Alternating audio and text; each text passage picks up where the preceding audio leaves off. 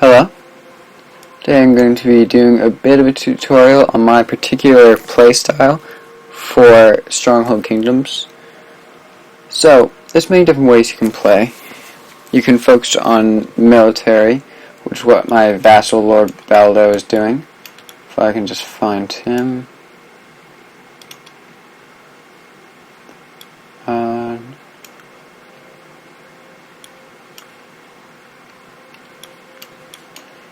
Yes, what Lord Baldo is doing.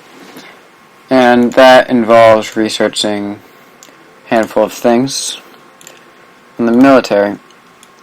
Now, for one, if you do go with this, you'll want to focus on unlocking things early, such as longbow, pike, sword, and then researching these things increases their effectiveness. Now, you can say I haven't researched them very much because I don't really focus on the military aspect of the game as much as other people do. I generally don't get involved in the military aspect of the wars either, even for my houses and factions, which I may explain more in an upcoming video on the politics of this game. You can see I don't even have this unit along with the catapult unlocked yet. What I focus on is two other aspects of the game, that is the politics and trade. Now, politics, among other things, is mostly not based off of just research, but there are a few things you need to do well in the politics of the game. You need to be a high rank so you can vote. Like right now I'm only 14, so I can only vote for steward, but I cannot yet vote for the parish, or the county that is. So I am unable to influence this election. And so that's something you'll want to be doing. But also another big aspect of the political part of this is monks. Now, monks have several uses. I believe I have a few.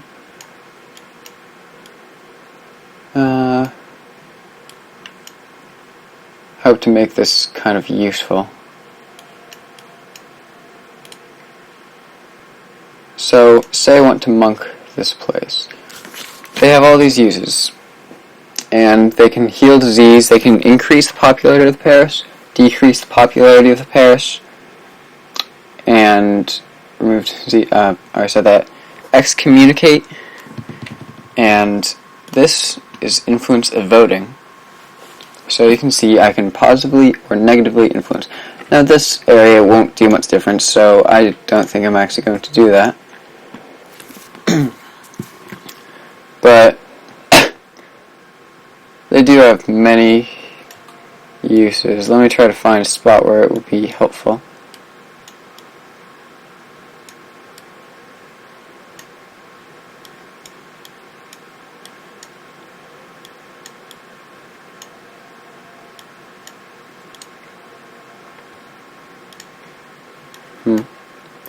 Not sure if there's a good spot at the moment. Well, regardless, you now know that they can influence votes and do those other things. Alright, so here I am on the wiki,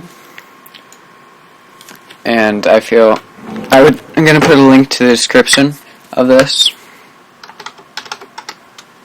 I just thought I'd show it because if you want to know about this game, I would recommend looking into the wiki. So, here's the page. Now, here are the things with a bit more information than I provide.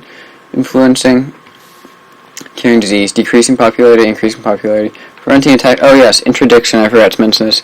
This is very useful. This is something you can do that stops other players from sending out an attack to attack the village.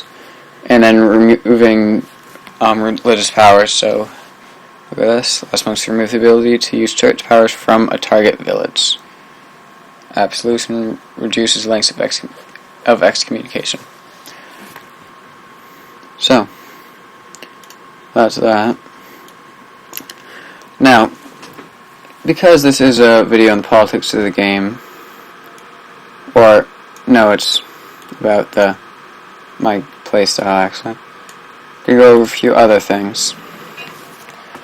Now, for one, I would recommend trying to take control of a parish early on. Gives you a lot of ability. And also joining a faction. Now, if you join a faction, they give you honor and popularity and such. Oh, but the other big thing is trading. So this is the stock exchange. So let me quickly explain this. I have right now the ability to have 3 merchants, and that is from this market. I could make more markets, which would increase my number of available merchants. I'm not going to do that right now.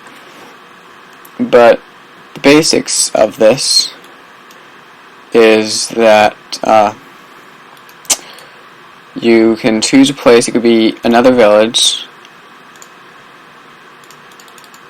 Well, this just lets you send stuff, or you could sell it. I personally generally go for parish capitals because that helps everybody involved. So right now I'm just going to trade with my own parish capital, and I'm going to sell some ale. Now you can see here, at exchange is how much is currently there. Now for a resource like stone and wood, that means that this parish can buy those things from its own stock exchange using the money it has. And the more stuff, the lower the price. I believe it starts off at 150, so you can see there's no vegetables, so that it's 150 per packet. A packet of apples is 500, so that's 137 per apple. Alright. But there's also a tax, 25% tax for buying stuff from there, that goes to the parish, which gives it more money aside from tax dollars, which is good. So if you are part of a parish that isn't making enough money to pay off its own taxes and buy stuff, then you can just start trading in that parish to get the money. So I'm just going to sell some things. I can see the merchants set off. I get the money, and I get rid of a resource I might not have otherwise used. And it means that sometimes I can have a lower tax because it's not necessary to have a high tax if you're trading a lot. Also, if you say you don't produce all of the banquet goods, like I produce these 4, but I could go to, let me try to trade here again, and I'm able to buy things like the wine, which I otherwise would not have, meaning I can have higher level banquets.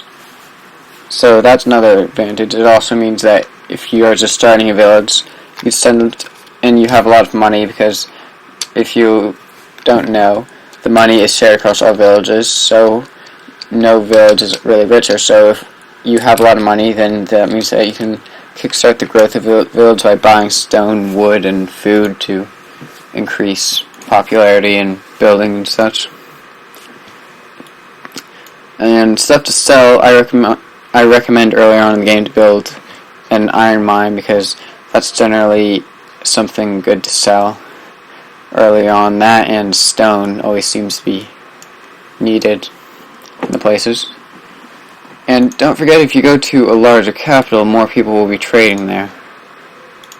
I'm not going to trade here at the moment because it's controlled by House 3. And I don't want to be supporting an enemy house. As you can see, I am House 7, the purple. I've had a lot of territorial losses. And blue is kind of overwhelming right now.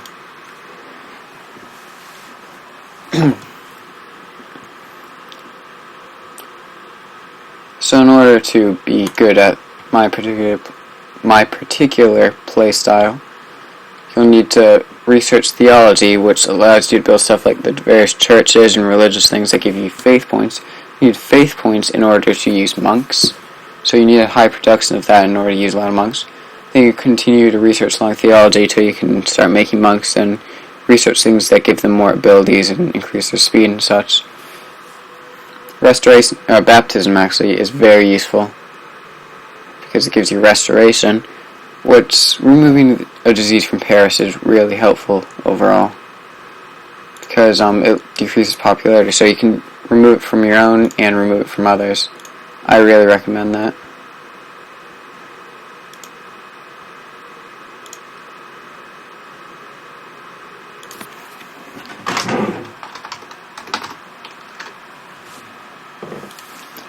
So, I hope you enjoyed watching this. Please watch out for the next video on the politics of the game.